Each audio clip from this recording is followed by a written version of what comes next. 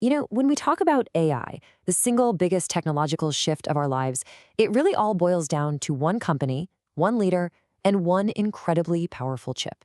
So today, let's get into the story of how Nvidia built the thinking machine. I mean, that's a line you expect to hear at a supermarket, right? Not from the CEOs selling literally the most sophisticated technology on the planet. But Jensen Huang, Nvidia's founder, he said it with a completely straight face. Why? Because he knew he had something the world wasn't just going to want, it was going to desperately need. Okay, let's just let this number sink in for a second. $3 trillion. That's not just a lot of money, that's a staggering valuation that puts Nvidia right up there with giants like Apple and Microsoft. It's a number that kind of breaks your brain. And believe it or not, it all comes down to one single world-changing idea. So that's the real question here, isn't it? How on earth did a company that was basically built for video games end up powering the future of intelligence itself? I mean, it sounds kind of crazy. A company making cards so kids could get better graphics is now building the engine for a global revolution. Well, the answer, it starts with the man who's pretty much always in a black leather jacket.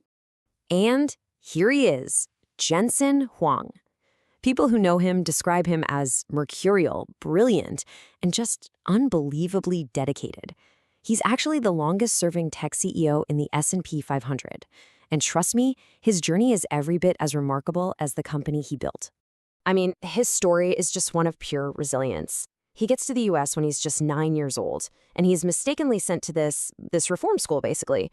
He was bullied, he was forced to clean bathrooms. His whole philosophy became, you just had to toughen up and move on. Fast forward 20 years, and there he is, in a Denny's booth with a couple of friends, sketching out the very first plans for Nvidia. Wild. Okay, so why video games? Of all things, right? It seemed like such a small, almost trivial market at the time. But Jensen saw something that the big guys, the titans like Intel, they completely missed it. And that's because he was a student of this very particular, very powerful business theory. You might have heard of it. Disruptive innovation. It's Clayton Christensen's big idea. And it's simple, really. You don't take on a giant head-to-head, no way. You find a market they just don't care about, a little niche where you can grow and thrive.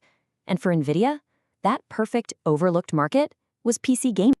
And this, right here, was the core of his whole bet. See, most computing needs, they eventually level off. You get good enough. But gamers? Their demand for better, more realistic graphics was basically infinite. It was bottomless. They always wanted more.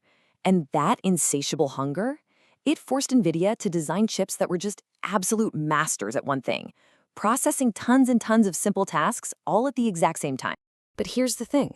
Jensen had this secret ambition. While his company was becoming famous in the gaming world, he started this kind of side quest. It was a huge, expensive gamble called CUDA. And what it was a software platform that would let developers use their gaming chips for, well, anything, not just graphics. At the time, almost nobody outside the company got it. They just didn't see the Okay, this is a great way to think about it. Imagine the CPU, the brains from a company like Intel. That's your master chef. They can brilliantly handle one really complex task at a time. A GPU, though, that's an army of sous chefs, a whole kitchen full of them, all chopping vegetables at the same time, doing simple tasks simultaneously. Now, for most of computer history, you wanted that master chef. But Jensen's bet was that someday, the world would have a mountain of data that needed chopping all at once. And this is where the plan gets, well, genius. Or maybe a little ruthless, depending on how you look at it. To build this army of sous chefs, Jensen actually added extra hardware to his gaming chips.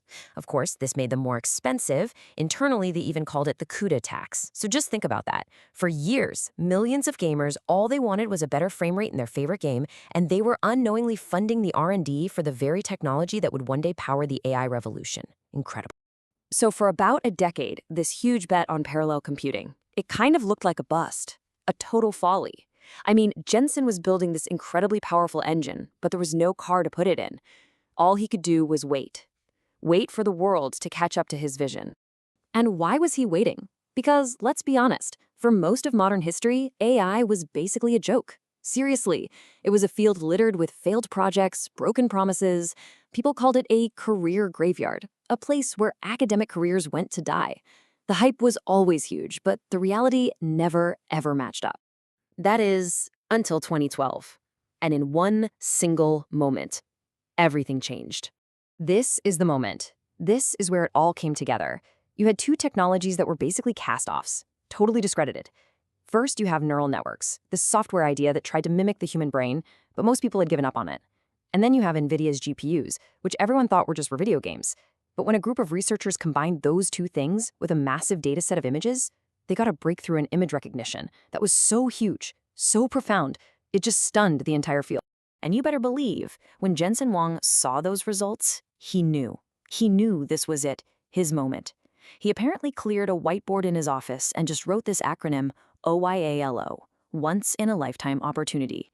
He told his staff, go get anyone you need from anywhere in the company for this project. He was going all in, betting everything all over again. So you see that 2012 breakthrough? It was way more than just some academic victory. It was the starting pistol for the world that you and I are living in right now. It unleashed a technological force with unimaginable promise, but also some really profound risk. I mean, you can draw a perfectly straight line from that exact moment to the tools that we're all starting to use every single day. The generative AI that powers ChatGPT, the vision systems in self-driving cars, all of it. It's a direct consequence of that one crazy combination of neural nets and Nvidia's gaming chips. And as you can imagine, this has kicked off a massive, really stark debate about where we're all headed. On one side of the coin, you have guys like Turing Award winner Yoshua Bengio warning about existential risk. We're talking on the scale of nuclear war. But on the other side, you have researchers at Nvidia who truly believe AI is going to be this benevolent force that takes care of us, solves humanity's biggest problems, and helps us explore the universe. So yeah, the stakes, they couldn't be higher. So here we are. We're now living inside the brain of this new machine, a brain that was, in so many ways, built by Jensen Huang. And with every single spin of the fan, with every pulse of its circuits, it gets smarter. The real question we have to ask ourselves is, are we ready for what it decides to think next?